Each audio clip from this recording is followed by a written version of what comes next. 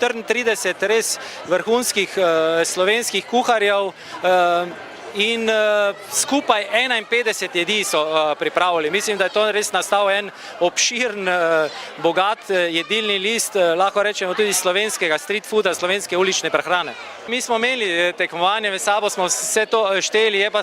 to odvisno tudi od dnevov, nekateri so bolj obiskani, dejstvo je, da so vikendi seveda bolj obiskani, kar se je pokazalo včeraj, ko je bil mogoče Lent res imel že vrhunec, tudi po obiskanosti, pri nas je bilo to, hkrati se pa malo poklopilo, združilo, kajti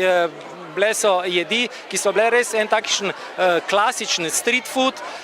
ki so ga pripravili, to je zanimivo, mariborski kuharji, vsi trije in so res odlične jedi pripravili, tako da v tej internim dvoboju je zmagal Rožmarin, to je bilo 319 hamburgerjev, teh posebnih, bilo je tudi zelo veliko zanimanje, res ena taka prava street food je, tako da sem rekel Slaviši Amidžiču iz hotela Draž, restauracije Panorama,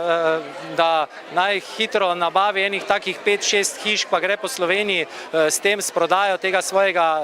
lentosa, kot je imenoval lentosa, štručke, nekak kebab, ocvrt, malo mešano, da rečemo ena kombinacija mogoče takega spring rolla, pomladanskega zvitka, kitajskega na slovenski način, pa kebaba, pa je nastala ena zanimiva jed in tudi sendvič Florijanov je bil zelo zanimiv. Račja, prsa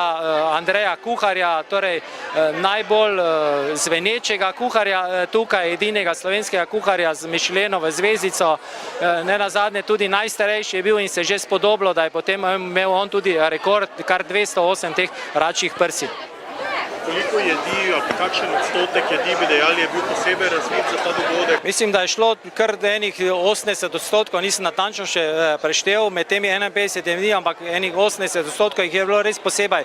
pripravljenih, razvitih za to. Ampak te stvari se nadgrajuje. Lani smo naredili prvič, tako so bilo 6 kuharjev v 3 dneh. Takrat je bil en takšen poskus. Letos je bilo, mislim, da vsi ti kuharji, ki so bili letos, že zdaj razmišljajo, kaj bodo pripravili drugo leto, oziroma razmišljajo, upam, da bomo povabljeni, ampak že zdaj v bistvu bom že imel, pa se vsi vejo, gre to v smer,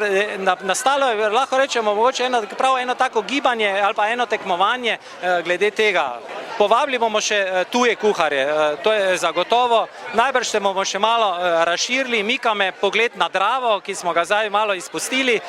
to da naredimo in še celotno scenografijo še bolj moramo predstaviti, da dobimo možnost, da predstavimo še bolj gostilne, vrhunske slovenske gostilne in vse to. To je eno, kar se bo razvijalo tukaj, da rečemo na festivalu Lent.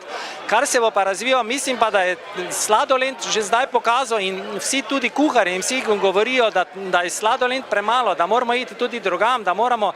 iti po Sloveniji in tudi v tujino in predstavljati na ta način vrhunsko slovensko kulinariko.